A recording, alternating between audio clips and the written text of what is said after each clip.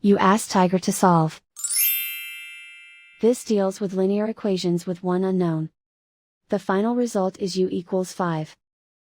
Let's solve it step by step. Group all constants on the right side of the equation. Add 4 to both sides.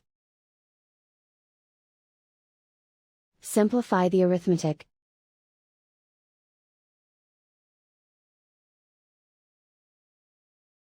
Isolate the u. Divide both sides by 3.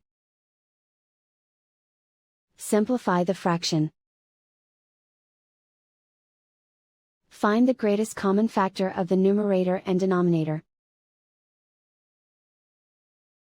Factor out and cancel the greatest common factor.